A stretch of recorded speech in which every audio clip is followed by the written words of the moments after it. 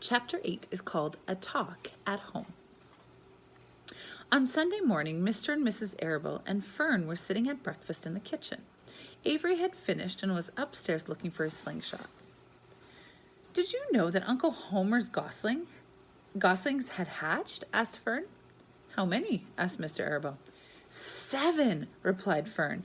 "There were 8 eggs, but 1 egg didn't hatch, and the goose told Templeton that she didn't want it anymore, so he took it away." "The goose did what?" asked Mrs. Arable, gazing at her daughter with a queer and worried look. "Told Templeton she didn't want the egg anymore," repeated Fern. "Who's Templeton?" asked Mrs. Arable. "He's the rat," replied Fern. "None of us like him very much." "Who's us?" asked Mr. Arable. "Oh, everyone in the barn cellar. Wilbur and the sheep and the lambs and the goose and the gander and the goslings and Charlotte and me." "Charlotte?" said Mrs. Arable. "Who's Charlotte?" "She's Wilbur's best friend. She's terribly clever."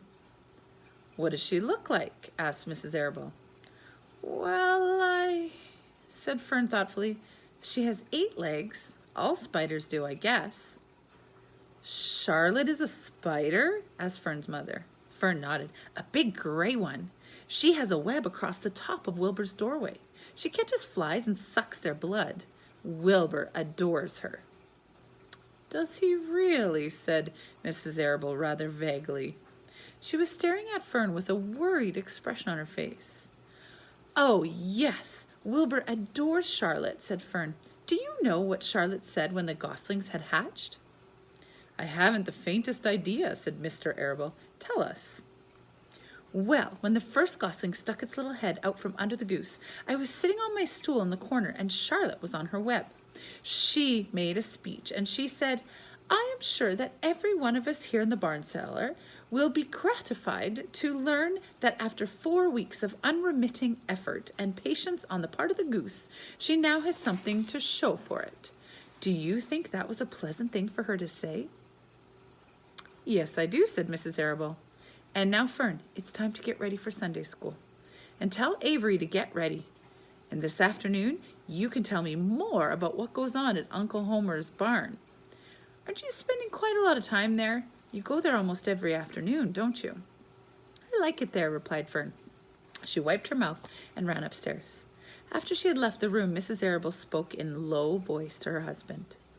"I worry about Fern," she said. "Did you hear the way she rambled on about the animals, pretending that they talked?" Mr. Arable chuckled. "Maybe they do talk," he said. "I've wondered. At any rate, don't worry about Fern. She's just got a lively imagination. Kids think that they hear all sorts of things." "Just the same, I do worry about her," replied Mrs. Arable. "I think I shall ask Dr. Dorian about her the next time that I see him. He loves Fern almost as much as we do. And I want him to know how queerly she is acting about the pig and everything. I don't think it's normal. You know perfectly well that animals don't talk." Mr. Arable grinned. "Maybe our ears aren't as sharp as Fern's," he said. I love that answer. That's the end of chapter 8. Another quick one.